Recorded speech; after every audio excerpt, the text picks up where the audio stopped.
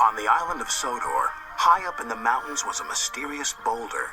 It had stood alone for a long time, but one day workmen arrived to build a quarry on the land below.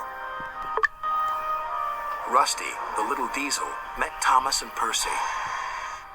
"Where's all this rock coming from?" Percy asked. "The new quarry," replied Rusty. "This mountain rock is good for many things, although it's dangerous up there." "Why?" asked Thomas. "Because of a big boulder. I think it's watching me."